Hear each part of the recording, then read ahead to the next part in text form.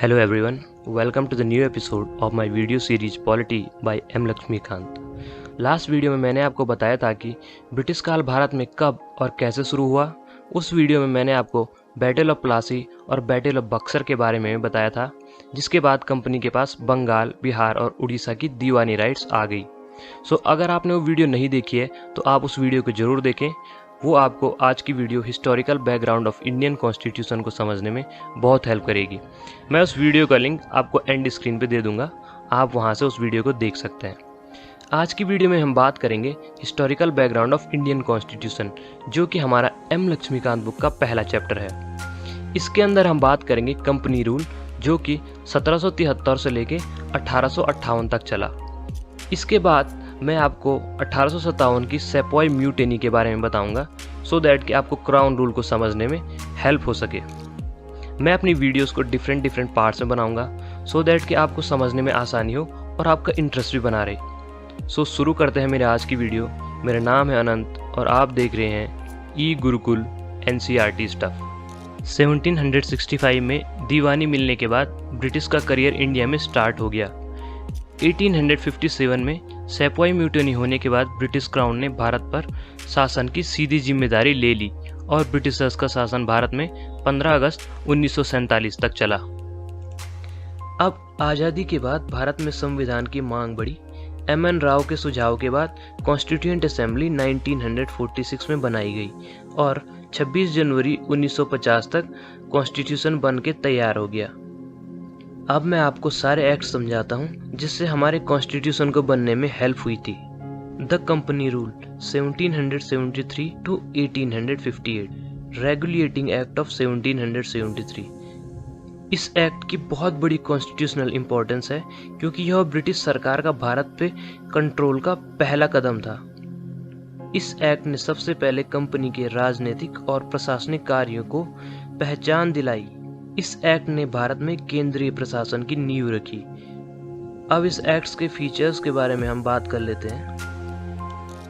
Governor of Bengal को governor general of Bengal बना दिया गया और 4 मेंबर्स की एग्जीक्यूटिव काउंसिल तैयार की गई, जो उसे हेल्प कर सके डिसीजन लेने में। लॉर्ड वॉरेन हेस्टिंग ऐसे पहले गवर्नर जनरल थे। बॉम्बे और मद्रास के गवर्नर बंगाल के गवर्नर के अधीन आ गए। इसका मतलब था कि बंगाल का गवर्नर सबसे ऊपर और उसके नीचे मद्रास और बॉम्बे का गवर्नर। 1774 में कलकत्ता में सुप्रीम कोर्ट की स्थापना हो गई। कंपनी के सर्वेंट्स के प्राइवेट ट्रेड पर रोक लगा दी गई। कोर्ट ऑफ डायरेक्टर को एस्टेब्लिश किया गया, जो ब्रिटिश गवर्नमेंट को ईस्ट इंडिया कंपनी के रेवेन्यू, सिविल और मिलिट्री अफेयर्स की जानकारी देगा। अब आता है पिट्स इंडिया एक्ट ऑफ 1784। इसके फीचर्स पर हम नज़र डालते हैं। इसने कंपनी के व्यावसायिक और राजनीतिक कार्यों में अंतर पैदा कर दिया। वो कैसे? कोर्ट ऑफ डायरेक्टर्स जो कंपनी के व्यावसायिक कार्यों को देखेगी, बोर्ड ऑफ कंट्रोल जो कंपनी के राजनीतिक कार्यों को देखेगी।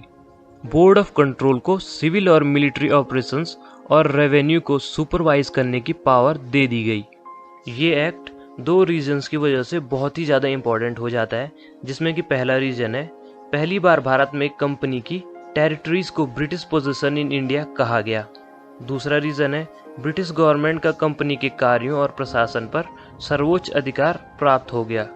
अब आता है 1833 का चार्टर एक्ट। यह ब्रिटिश इंडिया में सेंट्रलाइजेशन मतलब केंद्रीकरण का फाइनल स्टेप था। इसके फीचर्स के बारे में हम बात कर लेते हैं। गवर्नर जनरल ऑफ बंगाल को गवर्नर जनरल ऑफ इंडिया बना दिया गया। Lord William Bentinck first governor general बने। बॉम्बे और मद्रास के गवर्नर्स को उनकी लेजिस्लेटिव पावर से वंचित कर दिया गया। सारी legislative power governor general of India के पास आ गई। जो लॉज इससे पहले के एक्ट्स में बनाए गए उन्हें रेगुलेशन, और जो लॉज इस एक्ट के अंडर में बने उन्हें एक्ट्स कहा जाने लगा। इसने ईस्ट इंडिया कंपनी को एक प्योर एडमिनिस्ट्रेटिव बॉडी बना दिया। मेरा मतलब है, अब ईस्ट इंडिया कंपनी प्रशासनिक निकाय बन के रह गई थी। 1833 के चार्टर एक्ट ने सिविल सर्वेंट्स के सिलेक्शन के लिए एक ओपन कंपटीशन इंट्रोड्यूस किया और कहा गया कि कंपनी के अंडर में किसी भी भारतीय को रोजगार, ऑफिस या स्थान को धारण करने से वंचित नहीं किया जाएगा। लेकिन कोर्ट ऑफ डायरेक्टर्स ने इसका पूर्ण विरोध किया और इस प्रोविजन को नेग्लेक्ट कर दिया गया। अब आता है चार्टर एक्ट ऑफ 1853, जो कंपनी रूल का लास्ट एक्ट है। ये बहुत ही इम्पोर्टेंट कॉन्स्टिट्यूशनल लैंडमार्क था। इस एक्ट के फीचर्स के ऊपर हम नज़र डाल देते हैं। फर्स्ट टाइम गवर्नर जनरल की काउंसिल के लेजिस्लेटिव और एग्जीक्यूटिव फंक्शंस को अलग कर दिया गया। एक सेपरेट गवर्नर जनरल की लेजिस्लेटिव काउंसिल को बनाया गया, इंडियन लेजिस्लेटिव काउंसिल, जिसमें कि 6 मेंबर थे। ये एक मिनी पार्लियामेंट की तरह कार्य करने लगी। इसके प्रोसीजर्स ब्रिटिश पार्लियामेंट के जैसे ही थे। सिविल सर्विस के सिलेक्शन के लिए एक ओपन कंपटीशन इंट्रोड्यूस किया गया। अब सिविल सर्विसेज में इंडियंस भी सेलेक्ट हो सकते थे। Macaulay committee, Indian civil services की कमेटी को 1854 में अपॉइंट किया गया। कंपनी के रूल को और बढ़ा दिया गया और इंडियन टेरिटरीज को ब्रिटिश क्राउन के लिए भरोसे पर धारण करने की बात की गई। ये एक क्लियर इंडिकेशन था कि कंपनी के रूल को कभी भी भारत में खत्म किया जा सकता है। पहली बार इंडियन लेजिस्लेटिव काउंसिल में लोकल रिप्रेजेंटेशन को इंट्रोड्यूस किया गया। गवर्नर जनरल की काउंसिल के लिए 6 न्यू लेजिस्लेटिव मेंबर्स में से 4 को लोकल गवर्नमेंट मद्रास, बॉम्बे, बंगाल और आगरा से चुना गया। तो ये था आपका कंपनी रूल, जो कि 1773 से लेकर 1858 तक भारत में चला। आई होप आप लोगों को समझने में हेल्प हुई होगी। अब मैं आपको सेपॉय म्यूटिनी के बारे में बताता हूँ, जो कि 1857 में हुई थी। इसी ने ग्रेट रिवॉल्ट ऑफ 1857 की शुरुआत की थी। सबसे पहले बात करते हैं सेपॉय म्यूटिनी का मतलब क्या होता है। सेपॉय म्यूटिनी का मतलब है सैनिक विद्रोह। ये आपको क्राउन रूल को समझने में हेल्प करेगा। न्यू एनफील्ड राइफल्स को फर्स्ट टाइम इंट्रोड्यूस किया गया था। उनकी कार्टेज को एक ग्रीस्ड पेपर से कवर किया गया था, जिसको कि कार्टेज लोड करने से पहले दांतों से खींचना पड़ता था। यहाँ पर कार्टेज का मतलब कारतूस है। ये ग्रीस गाय और सुअर की चर्बी से बना हुआ था। अब इससे हिंदुओं और मुसलमानों की धार्मिक भावनाएं आहत हो गई और यहीं से विद्रोह शुरू होता है।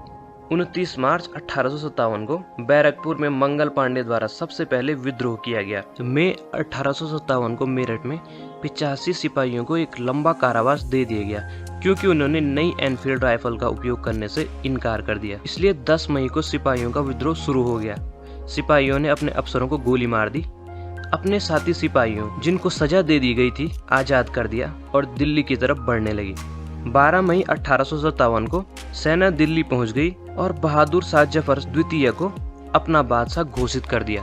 तो यहाँ से शुरुआत होती है 1857 के विद्रोह की। अब दिल्ली का रियल कंट्रोल जनरल भगत खां के हाथों में आ गया। अंग्रेजों की तरफ से निकलसन, विल्सन, वियर्ड स्मिथ और नेविली कैम्बरलेन ने दिल्ली को सितंबर 1857 को दोबारा कब्जे में ले लिया।